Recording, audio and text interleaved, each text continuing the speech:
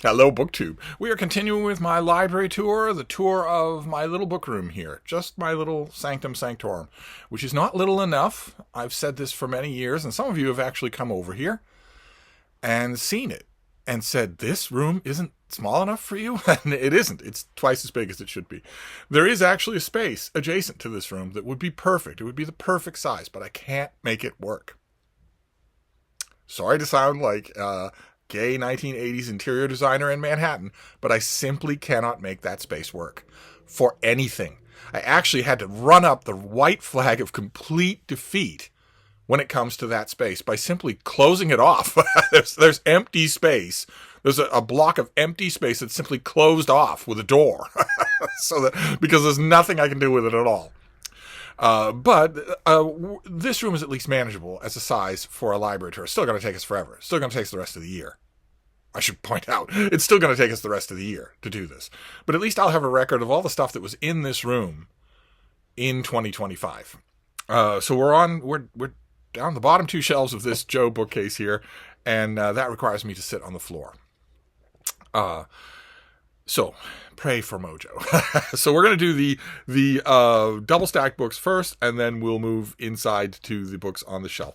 So we've got mass market paperbacks essentially on the double stack here, because I asked these shelves to be deep enough so that you could put normal sized books on them and then stack laterally, horizontally stack books a little bit in front of those books and still be able to see what's there, but also have extra books on the shelf. That is the absolute key for me. It's not a key it's not a goal that I'm living up to entirely, but the absolute goal for me is that I be able to look at the shelves and see everything I have.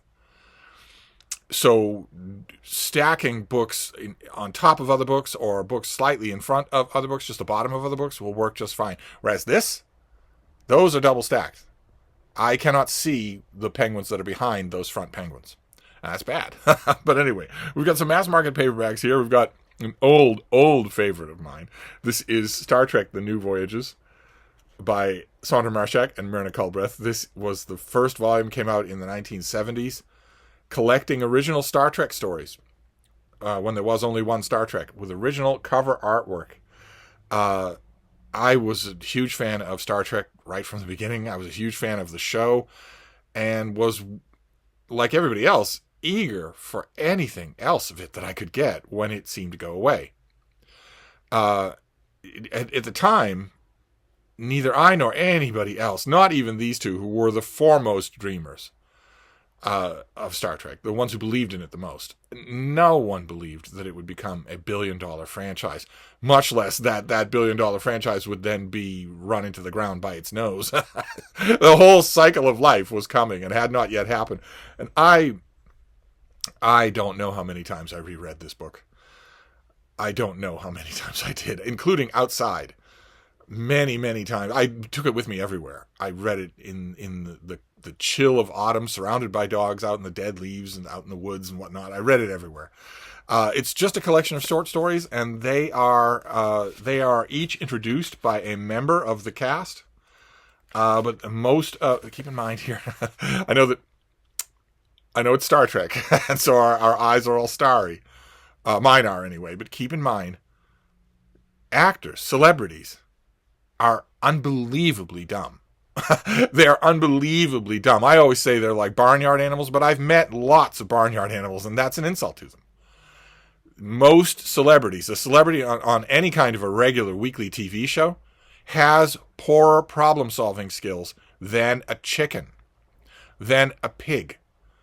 Now, that's not as big an insult as you would think. Chickens are very good at solving problems, and pigs are excellent at it. They're as good as humans. But nevertheless, reading skills, writing skills? No. No, not at all. So when this thing says that every story is introduced by a member of the original crew, no. No. And of course not. Of course not. Once you read the introductions, you see they read exactly like Sandra Marshak and Myrna Culbreth, because that's what happens. They just wrote their own. And these vary. The stories in here vary from crappy to really, really good. I love this volume and its sequel. Just love it. Okay, then we have an extravagance, but there are extravagances in this room. There are multiple copies of books in this room. This is Dune, Frank Herbert's science fiction masterpiece, Dune, which we have done read-alongs of this and buddy reads of this and everything you could name. And this is 2 different copies. The 2 copies that were brought out for the 2 parts done by Denis Villeneuve. It was a big deal. It was a multi-million-dollar movie franchise. The movie franchise was well received, and people were flocking to the theaters to see it and really liking it. So I got both of the books. I fell for the marketing manipulation. Okay, and then the last mass markets are a box. This is Paul Scott. This is his Raj Quartet in mass market paperback. Just a box set of those 4 volumes. I have had this set in many, many different formats. I've had it in larger trade paperbacks with covers from the famous BBC production. I've had it in the big red hardcover and the big red trade paperback, even a big blue hardcover. The big red hardcover is rather noticeable on the shelf. It has a kind of monumental elegance to it, but it's too big to read comfortably. And these mass markets are not. And these are also the format in which I originally read this story as a monumental work of historical fiction. Terrific rip-roaring adventure, really, really moving. I love it. I don't know if you're allowed to love the Raj Quartet anymore. Probably you aren't allowed to love anything Raj related, but I do. Let's see here. Then we've got the hardcovers on the shelf. So let's see what the first one of these. Oh, okay. This is, believe it or not, here in the little book room is Martin Amis. This is his book Inside Story, which is full of editorial clippings. I clip them everywhere. This is called a novel. It's not. It's straight up nonfiction. It's a memoir of his later life, his family relationships, his relationship with Christopher Hitchens, and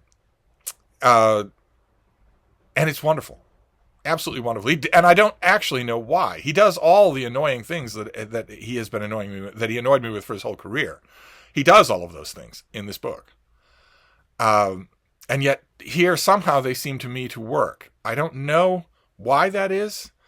They were very self-indulgent, but they seemed, if it's not too contradictory, a little more self-controlled.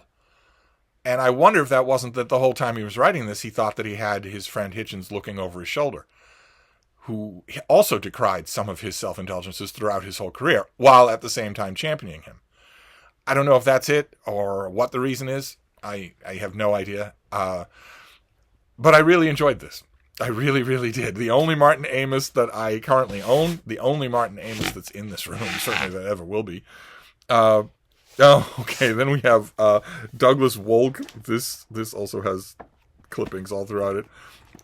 This is his book, All of the Marvels, where he decides to read every Marvel comic from the Stan Lee age of Marvel Comics. He decides to read them all and string them together. I think there's artwork in here. Yeah, there's artwork all throughout this thing. Black and white artwork all throughout this thing. It's a gimmick, of course, and it's a kind of a thin gimmick. No one ever intended the Marvels to tell, what does he call it? The biggest story ever told. No one ever intended them to be that. So the whole thing is built kind of around a straw man, but I enjoyed it anyway. I enjoyed the hell out of his descriptions of all of those various Marvel eras and Turnpoint issues and whatnot. Okay. Then we have Prentice Alvin. This is the 3rd book in the Alvin Maker series by Orson Scott Card, which takes place in an alternate colonial America. Different things have taken place, different rebellions have happened. It's not the same history, but it's close. Certainly village to village, it's close to what colonial America would have been like in the 1760s, something like that. Only, in addition to having different history and being an alternate world, Orson Scott Card fills it with local folk magic. At least that's what the people in the books think it is. Local folk magic. Virtually everybody in this world has what they call a knack of some kind or other. Are you a torch so that you are able to farsight? You are able to see without your eyes. You're able to perceive things inside of other things and whatnot. Are you a telepath? which is a torch is partially that as well. Are you a doodlebug, meaning you can send your perceptions far away from you and have them bring back information to you? Are you a firebug? Are you a pyrokinetic, where you can start fires or even warm things up or whatnot? Lots and lots of people have knacks. There's also hexes and local hedge wizardry all throughout this world. And it has always been a staple of that world that the seventh son of a seventh son, born alive, will have tremendous magic, tremendous knackery, maybe even be a maker. And a maker in this world is the summa of all knacks. It's someone who has the ability to do literally anything. And in the first book in the series, Seventh Son, we learn how Alvin becomes the seventh son. It's tragic. It's heartbreaking. The story of how he just barely becomes the seventh son of a seventh son. And sure enough, in the first book and in the second book, he grows up having superpowers, basically. He doesn't call them that. He doesn't think of them as that way. But he is a maker, which means Orson Scott Card does a wonderful job of describing this magic as basically subatomic physics. His characters don't know it as that, and it's never described that way, but you can, as a modern reader, you can see what he's getting at. In that Alvin can reach inside an object with his senses and see the little bits and pieces bobbing all around in there and move them around, get them to play along with each other, get them to form a new shape or whatnot. And he grows up decent, and he has a destiny that is revealed to him by Tecumseh and by Tecumseh's brother. It's a long story, and I love the first 3 or 4 books in the series, but Prentice Alvin is my favorite book of them all. I think it was probably germinating the longest too. It feels the most accomplished, the most sure of itself. And the center point of this book, aside from confrontation with slave chasers, because this is a pre-Civil War America, no matter what Orson Scott Card does with it, he very much confronts the idea of racism. There are some wonderful scenes in here where Alvin and his family confront the homegrown racism of the town where they are, and will not have it, will not put up with it. But this is also the book where Alvin creates his masterpiece in the old sense of being an apprentice. In the old sense of having apprentices, your masterpiece was when you made something of whatever art you were apprenticed to, and that was the thing that caused you to be known as graduating. I am no longer making apprentice work. I have made a masterpiece. So I am no longer apprentice. I will now set up a business of my own. It has gradually assumed a meaning in our common parlance of being the summit of your whole career. That is not what it originally meant. It originally was a graduation piece. And unofficially, unbeknownst to anyone, Alvin does that. He pushes his maker abilities to their absolute limit to create the no-go plow. He creates a plow that wants to plow, and that is basically semi-sentient. He doesn't really know why he's doing it, and he doesn't know how to undo it. I love this book. Of all the books in this series, I love it the most. It's the one I go back to most of all, so I got a hardcover and I put it in this room. Okay, all right. Then we have Mark Merlis. This is his book, An Arrow's Flight. I've recommended this book many, many, many times. This is a weird retelling of the Iliad, and maybe a little of the Odyssey. A weird retelling of the Iliad and a bit of Sophocles, where the war in Troy is going on, but it's being fought by businessmen in boardrooms and by soldiers who are carried to their destination by aircraft carriers. It's not ancient vessels or wooden horses or anything like that, but the characters are all the same. And as in the Iliad, not the poem by Homer, but the larger story of the Trojan War, the prophecy for Troy is that it won't fall without the son of Achilles. It's not just Achilles. Achilles is going to die at Troy. It's going to be his son that helps to bring down the city. And the son of Achilles in this book is a seedy, pleasure-seeking go-go boy who wants no part of the war. And the novel just takes off from there. It is extremely good. I'm a pretty tough judge when it comes to Iliad pastiches of any kind, but I loved it. Absolutely loved it. Oh my. All right. Well, we're going to end with the Bard. If this room were in any kind of order, all the Shakespeare stuff would be together, but it's not. So we have this thing here. I think this was a gift from one of you. This is the RSC, the Royal Shakespeare.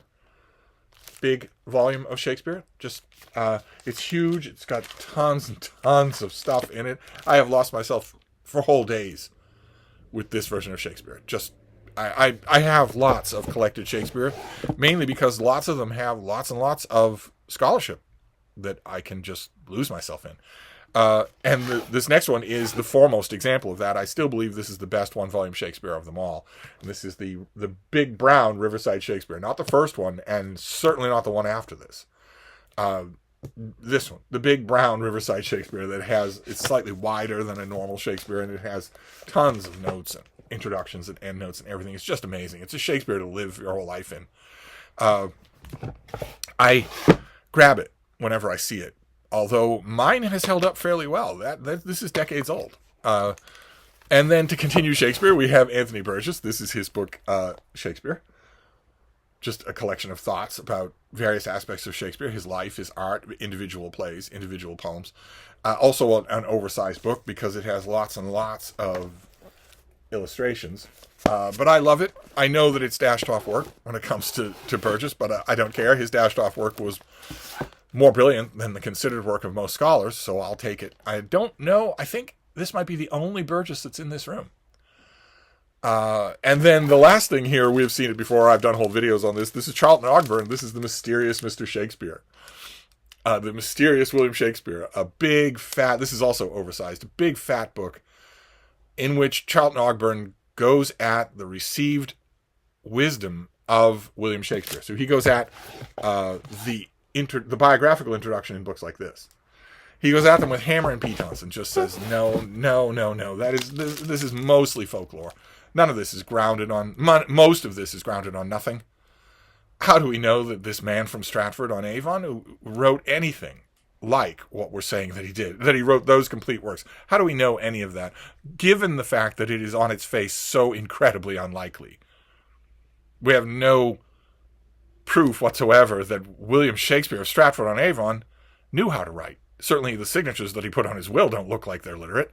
We have no idea that he ever went to school, that he ever learned how to read classical texts, much less multiple languages, that he ever left England, that he ever knew anybody, wrote a letter to anybody, did anything like that. We know him only as a petty, venal businessman, and that's it. And Ogburn goes at that. He goes at every aspect of that biography. And I don't know, whether or not he convinces you, it's still a heck of a reading experience. Really is a heck of a reading experience. So that's it. That is the next shelf on the library tour. And I am, you young people are not going to understand this, but I am now numb up to here. Everything below here is numb. So I don't know how I'm going to get up. But I'll have to, because I've got other videos to make. But I'll be back. Thank you, BookTube.